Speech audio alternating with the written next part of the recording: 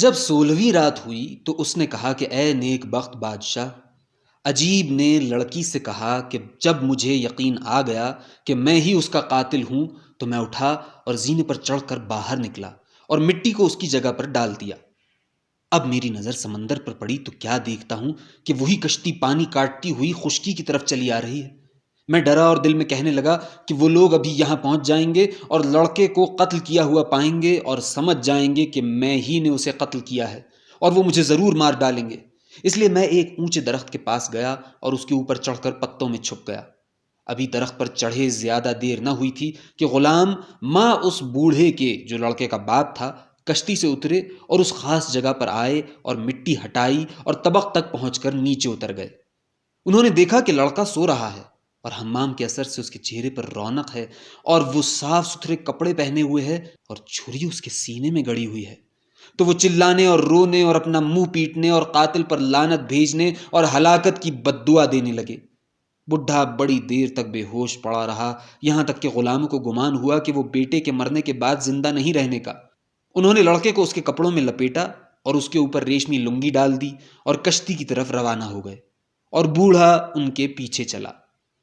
جب اس نے اپنے بیٹے کو لمبا لیٹا ہوا دیکھا تو وہ زمین پر گر پڑا اور سر پر خاک ڈالنے اور منہ پر تماچے مارنے اور داڑھی نوچنے لگا، اور جوں جوں وہ اپنے بیٹے کے قتل ہونے کا خیال کرتا تھا اس کی گریہ و زاری اور بڑھتی جاتی تھی، یہاں تک کہ وہ پھر بے ہوش ہو گیا۔ اب ایک غلام جا کر ایک ٹکڑا ریشم کے کپڑے کا لے آیا اور انہوں نے بوڑھے کو اس پر وہیں لمبا لٹا دیا جہاں وہ بیٹھا ہوا تھا اور خود اس کے سرہانے بیٹھ گئے۔ یہ ساری باتیں ہو رہی تھیں اور میں ان کے اوپر درخت پر بیٹھا سارا ماجرا دیکھ رہا تھا، اور میرے سر سے پہلے میرا دل بوڑھا ہو گیا تھا کیونکہ میں نے اس قدر درد و الم سہے تھے۔ اے میری مالکہ، مغرب کے قریب تک پیر مرد بے ہوش پڑا رہا۔ جب اسے ہوش آیا تو اس نے اپنے لڑکے کو دیکھا اور یہ کہ اس پر کیا گزری اور آخر وہی ہوا جس سے وہ ڈر رہا تھا، یہ دیکھ کر وہ اپنے منہ اور سر پر تماچے مارنے لگا۔ پھر اس نے ایک آہ بھری اور روح جسم سے نکل گئی۔ غلام آقا آقا پکار کر چلانے اور اپنے سر پر خاک ڈالنے اور زیادہ زور زور سے رونے لگے۔ پھر انہوں نے اپنے آقا کو کشتی میں لے جا کر اس کے بیٹے کے پہلو میں لٹا دیا اور کشتی کا لنگر اٹھا کر میری نظر سے غائب ہو گئے۔ اب میں درخت سے اتر کر طبق کے نیچے گیا اور جوان کا بار بار خیال کرتا اور اس کی باتوں کو یاد کرتا تھا۔ اے میری ملکہ، اس کے بعد میں طبق سے اوپر نکلا اور دن بھر جزیرے کا چکر لگاتا اور رات کو تہ خانے میں اتر جاتا تھا۔ اس طرح 1 مہینہ گزر گیا اور میں دیکھتا تھا کہ جزیرے کے پچھم کی طرف سمندر اتر رہا اور اس طرف پانی کم ہو رہا ہے اور تلاتم جاتا رہا ہے۔ پورے 1 مہینے کے بعد سمندر اس طرف بالکل اتر گیا۔ میں خوش ہو گیا اور مجھے بچنے کا یقین آ چلا۔ اب میں اٹھا اور جو تھوڑی سی نمی رہ گئی تھی اس میں گھس کر اصلی خشکی پر پہنچ گیا۔ وہاں میں نے ریت کے ایسے تودے دیکھے جن میں اونٹ کا پاؤں بھی گھٹنے تک دھنس جائے۔ میں نے ہمت کر کے وہ ریت قطع کی تو مجھے سے ایسی آگ چمکتی ہوئی دکھائی دی جو گویا بہت تیزی سے جل رہی تھی۔ میں اس کی طرف چل کھڑا ہوا اور مجھے یہ امید تھی کہ شاید مجھے خوشی حاصل ہو۔ جب میں چلتے چلتے آگ کے قریب پہنچا تو دیکھا وہ ایک محل ہے جس کا دروازہ پیتل کا ہے، اور جب سورج چمکتا ہے تو وہ دور سے آگ کی طرح معلوم ہوتا ہے۔ میں اسے دیکھ کر خوش ہو گیا اور آ کر دروازے کے سامنے بیٹھ گیا۔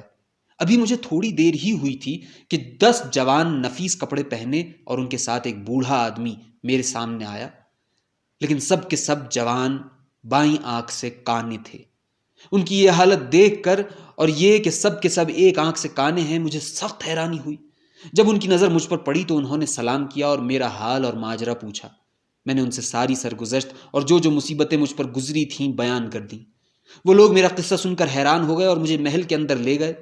وہاں محل کے صحن میں نے 10 تخت پڑے ہوئے دیکھے جن کے گدے اور لحاف سب نیلے تھے۔ ان تختوں کے بیچ میں ایک چھوٹا تخت بچھا ہوا تھا اور اس کے اوپر بھی جو چیزیں تھیں وہ بھی مثل دوسرے تختوں کے نیلی تھیں۔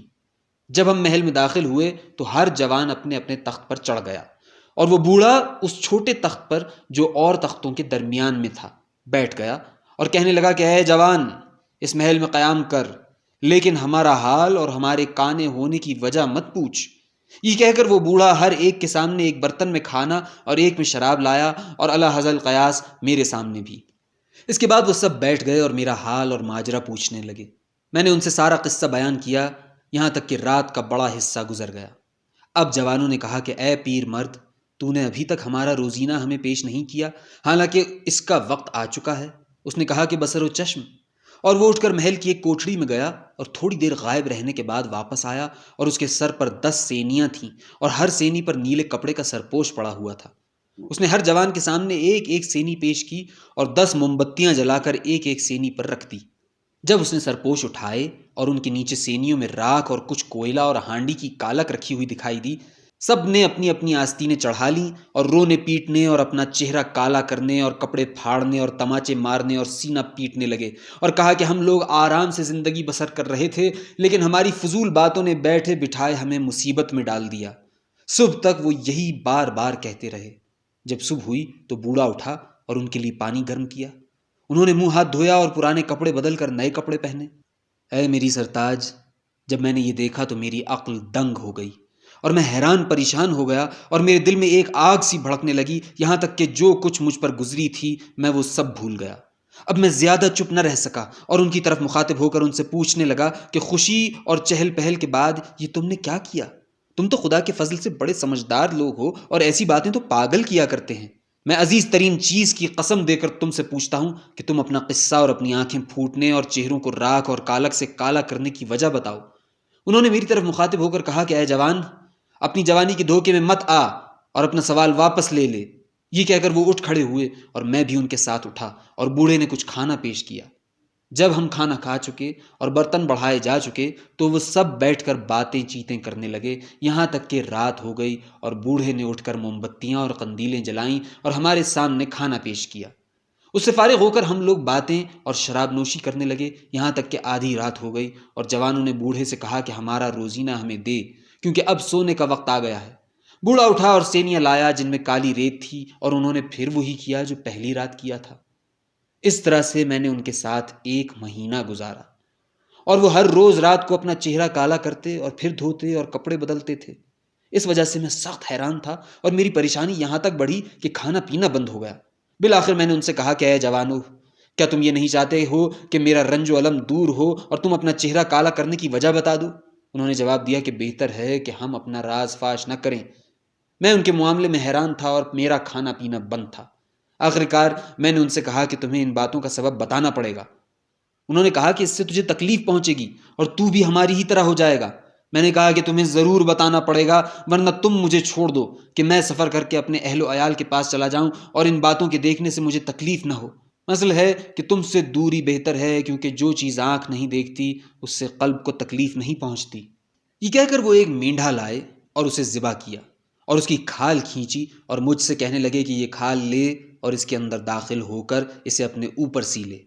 جب تو یہ کر چکے گا تو ایک پرندہ تیرے پاس آئے گا جس کا نام رخ ہے، وہ تجھے اٹھا کر ایک پہاڑ پر اتار دے گا، پھر تو کھال کو پھاڑ کر باہر نکل آئیو۔ پرندہ تجھ سے ڈر کر بھاگ جائے گا اور تجھے اکیلا چھوڑ دے گا۔ آدھے دن چلنے کے بعد تجھے اپنے سامنے ایک عجیب المنظر محل دکھائی دے گا، اس میں داخل ہو جائیو، بس تیرا مطلب حاصل ہو گیا۔ ہمارے منہ سیاہ کرنے اور آنکھیں پھوٹنے کا یہی سبب ہے کہ ہم اس محل میں داخل ہوئے تھے۔ اگر ہم خود اپنی وارداتیں تجھ سے بیان کریں تو ان کی تفصیل بہت طول کھینچے گی، کیونکہ ہر ایک کی بائیں آنکھ پھوٹنے کی الگ الگ کہانی ہے۔ یہ سن کر میں خوش ہو گیا، اور جیسا انہوں نے مجھ سے کہا تھا میں نے ویسا ہی کیا، اور وہ پرندہ مجھے لے جا کر اس پہاڑ پر اتار آیا۔ کھال سے نکل کر میں نے چلنا شروع کیا، یہاں تک کہ محل میں داخل ہو گیا۔ اس محل میں 40 نو عمر لڑکیاں تھیں جو چاند کی طرح خوبصورت تھیں اور جن کے دیکھنے سے کبھی سیری نہ ہوتی تھی۔ جوں ہی انہوں نے مجھے دیکھا وہ یک زبان ہو کر کہنے لگی کہ اہلاً و سہلاً و مرحبا، اے ہمارے آقا، ہم 1 مہینے سے تیری راہ دیکھ رہے ہیں۔ خدا کا شکر ہے کہ وہ اس شخص کو یہاں لایا جو ہمارے قابل ہے اور جس کے قابل ہم ہیں۔ اب انہوں نے مجھے ایک بلند دیوان پر بٹھایا اور کہنے لگی کہ آج کے دن تو ہمارا مالک اور حکمران ہے، اور ہم سب تیری لونڈیاں ہیں اور فرما بردار، ہم پر اپنا حکم چلا۔ ان کا یہ حال دیکھ کر مجھے سخت اچنبھا ہوا۔ پھر وہ کھانا لائیں اور ہم سب نے مل کر کھایا۔ پھر وہ میرے لیے شراب لائیں اور میرے آس پاس بیٹھ گئیں۔ اب ان میں سے 5 لڑکیاں اٹھیں اور انہوں نے ایک چٹائی بچھائی اور اس کے ارد گرد بہت سی خوشبوئیں اور پھل اور نقل لا کر جمع کیا اور شراب حاضر کی، اور ہم سب پینے بیٹھ گئے۔ اب انہوں نے ایک سارنگی لے کر گانا بجانا شروع کیا اور جام و صبح کا دور چلنے لگا۔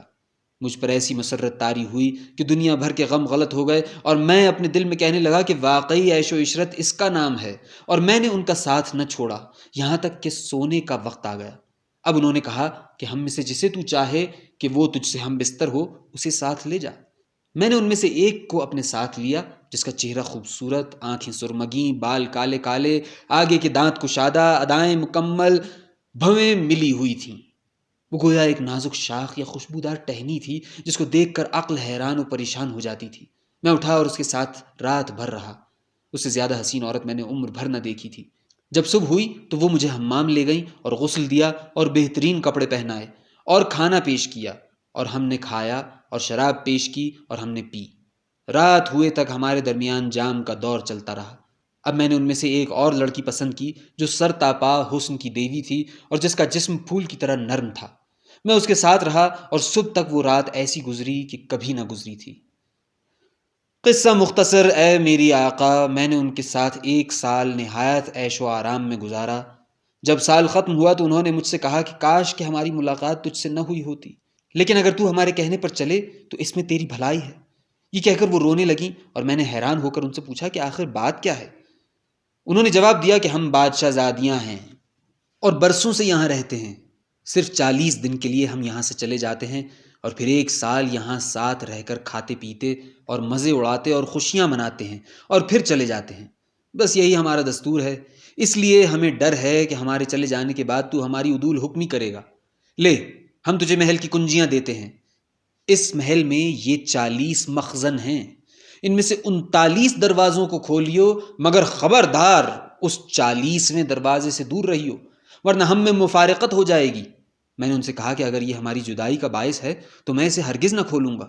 اب ان میں سے ایک لڑکی آگے بڑھی اور مجھے گلے لپٹا کر رونے لگی۔ جب میں نے اسے روتے دیکھا تو کہا کہ میں اسے ہرگز نہ کھولوں گا، اور اس سے رخصت ہوا۔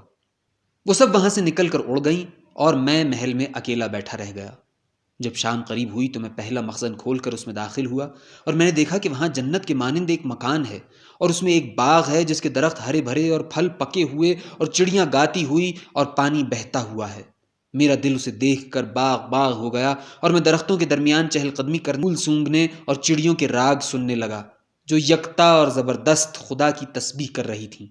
میں نے دیکھا کہ سیبوں کا رنگ سرخی مائل زرد ہے۔ پھر میری نظر بہیوں پر پڑی جن کی خوشبو کے آگے مشک اور عنبر مات تھے۔ پھر مجھے خوبانیاں دکھائی دیں جن کو دیکھ کر آنکھوں میں تر و تازگی ہوتی تھی اور جو نرم یاقوت کی طرح خوبصورت تھیں۔ اس کے بعد میں اس مکان سے نکلا اور مخزن کا دروازہ بند کر دیا جیسا کہ پہلے تھا۔ جب دوسرا دن ہوا تو میں نے دوسرا مخزن کھولا اور اس میں داخل ہوا۔ وہاں میں نے ایک بہت بڑا میدان دیکھا جس میں بہت سے کھجور کے درخت تھے، اور ایک نہر بہہ رہی تھی جس کے کنارے گلاب اور چمیلی اور سدا بہار اور نسرین اور نرگس اور تلسی کے درخت فرش کی طرح بچھے ہوئے تھے۔ جب ان خوشبودار پھولوں پر ہوا چلتی تو خوشبوؤں کو ادھر ادھر منتشر کرتی تھی۔ ان چیزوں سے مجھے بے حد مسرت پہنچی، اور میں اس مکان سے باہر آیا اور مخزن کا دروازہ بند کر دیا جیسا کہ پہلے تھا۔ پھر میں نے تیسرے مخزن کا دروازہ کھولا تو کیا دیکھتا ہوں کہ اس میں ایک بارہ دری ہے جس کا فرش سنگ مرمر اور قیمتی معدنیات اور کمیاب پتھروں کا ہے، اور اس میں سندل اور عود کے پنجرے ٹنگے ہوئے ہیں جن میں بھانت بھانت کی چڑیاں بیٹھی گا رہی ہیں، مثلاً بلبلیں، فاختائیں، شہروریں، قمریاں اور نوبیاں۔ یہ دیکھ کر میرا دل کھل گیا اور غم غلط ہو گیا۔ اس مکان میں صبح تک میں سوتا رہا۔ پھر میں نے چوتھے مخزن کا دروازہ کھولا اور اس میں ایک بڑا مکان دیکھا جس میں 40 مخزن تھے اور ان سب کے دروازے کھلے ہوئے تھے۔ میں ان کے اندر گیا اور وہاں ایسے ایسے موتی اور یاقوت اور زبرجد اور زمرد اور دوسرے قیمتی جواہرات دیکھے جن کی تعریف سے زبان قاصر ہے۔ یہ دیکھ کر میری عقل دنگ رہ گئی، اور میں نے اپنے دل میں کہا کہ یہ چیزیں تو شہنشاہوں کے خزانوں میں بھی نہ ہوں گی۔ یہ دیکھ کر میرا دل باغ باغ ہو گیا اور غم غلط۔ میں نے اپنے دل میں کہا کہ میں اب اپنے زمانے کا بادشاہ ہوں، اور یہ سارا مال خدا کے فضل سے میرا ہے، اور 40 لڑکیاں میرے قبضے میں ہیں جن کا سوائے میرے اور کوئی نہیں۔ اسی طرح میں ایک جگہ سے دوسری جگہ جاتا تھا، یہاں تک کہ 39 روز گزر گئے، اور اس مدت میں سارے مخزن کھول چکا تھا، اور وہی ایک باقی رہ گیا تھا جس کا دروازہ کھولنے سے انہوں نے منع کیا تھا۔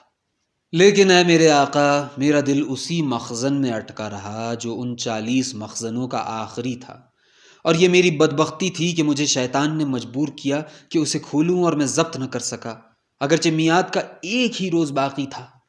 میں مذکورہ مخزن کے پاس گیا اور اس کا دروازہ کھول کر اس میں داخل ہو ہی گیا۔ وہاں مجھے ایسی خوشبو آئی کہ اس سے پہلے میں نے کبھی نہ سونگھی تھی۔ اس خوشبو نے مجھے متوالا کر دیا اور میں ایک پہر تک بے ہوش پڑا رہا۔ جب ہوش آیا تو میں اپنا دل مضبوط کر کے مخزن کے اندر چلا گیا اور دیکھا کہ اس کے فرش پر زعفران اور سونے کی قندیلیں اور ایسی خوشبوئیں رکھی ہوئی ہیں جن میں سے مشک اور زعفران کی بو پھوٹ رہی ہے، اور میں نے 2 عود سوز دیکھے جن میں سے ہر ایک میں عود اور عنبر اور میٹھی میٹھی خوشبوئیں بھری ہوئی تھیں جن سے سارا مکان معطر تھا۔ اور وہاں اے میرے آقا، میں نے ایک مشکی گھوڑا دیکھا جو اندھیری رات کی طرح کالا تھا۔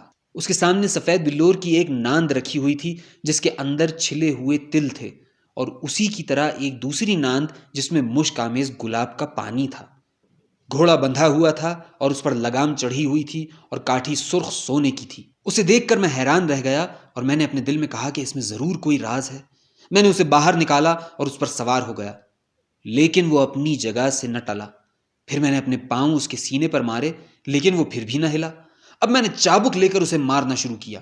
جب اس کو مار کا احساس ہوا تو وہ ایسی زور سے ہنہنانے لگا جیسے کہ کان پھوڑنے والی بجلی، اور اس نے اپنے دونوں بازو کھولے اور مجھے لے کر اڑا اور ایک پہر تک ہوا میں نظروں سے غائب ہو گیا، اور ایک چھت پر پہنچ کر مجھے اپنی پیٹھ سے اتار دیا اور اپنی دم اس طرح مجھ پر ماری کہ میری بائیں آنکھ پھوٹ کر میرے چہرے پر سے لنڈکتی ہوئی گر گئی۔ جب میں چھت سے اترا تو میں نے انہی 10 کانوں کو وہاں پایا۔ انہوں نے کہا کہ تجھے ہم نہ مرحبا کہتے ہیں اور نہ اہلاً و سہلاً۔ میں نے کہا کہ دیکھو، میں بھی تمہاری طرح ہو گیا ہوں اور چاہتا ہوں کہ تم مجھے کالا کی سینی دو تاکہ اس سے میں اپنا چہرہ کالا کروں اور مجھے اپنی ہمراہی میں قبول کرو۔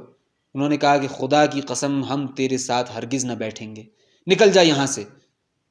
جب انہوں نے مجھے اپنے پاس سے نکال دیا اور میں بہت تنگ دل ہوا اور سوچنے لگا کہ دیکھا چاہیے ابھی اور کیا تقدیر میں لکھا ہے، تو میں وہاں سے غمگین اور روتا ہوا چل دیا اور چپکے کہنے لگا کہ میں آرام سے زندگی بسر کر رہا تھا، لیکن میری فضول باتوں نے بیٹھے بٹھائے مجھے مصیبت میں ڈال دیا۔ یہ کہہ کر میں نے اپنی داڑھی مونچھ مون ڈالی اور ملک کا چکر لگاتا رہا، اور خدا نے میری قسمت میں سلامتی لکھی تھی، یہاں تک کہ آج شام کو بغداد پہنچا اور دیکھا کہ یہ دونوں حیران و پریشان کھڑے ہیں۔ میں نے انہیں سلام کیا اور کہا کہ میں پردیسی ہوں۔ انہوں نے جواب دیا کہ ہم بھی پردیسی ہیں، اور ہم تینوں قلندر یکساں بائیں آنکھ سے کانے تھے۔ اے میرے آقا، یہ ہے سبب میری داڑھی موننے اور آنکھ پھوٹنے کا۔ لڑکی نے کہا کہ آداب بجا لا اور چلتا ہو۔ اس نے کہا کہ واللہ جب تک ان لوگوں کا قصہ نہ سن لوں میں یہاں سے نہیں ٹلنے کا۔ اب لڑکی نے خلیفہ اور جعفر اور مسرور کی طرف مخاطب ہو کر کہا کہ اب تم لوگ اپنا قصہ سناؤ۔ جعفر آگے بڑھا اور اس نے وہی قصہ بیان کیا جو داخل ہوتے وقت دروازہ کھولنے والی سے بیان کیا تھا۔ جب لڑکی نے اس کی باتیں سنی تو کہا کہ تم میں سے بعضوں کی خاطر تمہاری بھی جان بخشی کی جاتی ہے۔ اب سب لوگ باہر آئے اور چلتے چلتے بازار تک پہنچے۔ خلیفہ نے قلندروں سے کہا کہ اے لوگو، اس وقت تم کہاں جاؤ گے کیونکہ ابھی تک پو نہیں پھوٹی ہے؟ انہوں نے جواب دیا کہ واللہ اے میرے آقا، ہمیں کچھ نہیں معلوم کہ کہاں جائیں۔ خلیفہ نے ان سے کہا کہ چلو آج کی رات ہمارے ساتھ گزارو، اور جعفر سے کہا کہ انہیں لے جا اور کل میرے سامنے حاضر کر تاکہ ہم سارا ماجرا لکھ لیں۔ جعفر نے خلیفہ کے حکم کی تعمیل کی اور خلیفہ اپنے محل میں چلا گیا، اور اس رات اسے بالکل نیند نہ آئی۔ جب صبح ہوئی تو وہ حکومت کی کرسی پر بیٹھا، اور جب سارے اراکین جمع ہو چکے تو وہ جعفر کی طرف مخاطب ہو کر کہنے لگا کہ تینوں لڑکیوں اور دونوں کتیوں اور قلندروں کو میرے سامنے حاضر کر۔ جعفر اٹھا اور ان سب کو حاضر کیا۔ لڑکیاں نقاب ڈالے ہوئے داخل ہوئیں اور جعفر نے ان سے مخاطب ہو کر کہا کہ ہم تمہیں معاف کرتے ہیں کیونکہ تم نے پہلے ہمارے ساتھ احسان کیا ہے اور ہم کو پہچانا نہیں۔ تمہیں معلوم ہونا چاہیے کہ تم اس وقت اس شخص کے سامنے کھڑی ہو جو بنی عباس کا 5واں خلیفہ ہارون الرشید ہے، اور جو بھائی ہے موسیٰ الہادی بن المہدی محمد بن ابی جعفر المنصور بن محمد کا، جو بھائی ہے الصفاح بن محمد کا۔ اس لیے جو کچھ کہو سچ کہو۔ جب لڑکیوں نے جعفر کی زبان سے امیر المومنین کا حکم سنا تو بڑی لڑکی آگے بڑھی اور کہنے لگی کہ اے امیر المومنین، میرا قصہ ایسا ہے کہ اگر سوئیوں سے آنکھوں کے گوشوں پر لکھا جائے تو وہ عبرت حاصل کرنے والوں کے لیے عبرت کا باعث ہوگا اور نصیحت پکڑنے والوں کے لیے نصیحت۔ اب شہرزاد کو صبح ہوتی دکھائی دی اور اس نے وہ کہانی بند کر دی جس کی اسے اجازت ملی تھی۔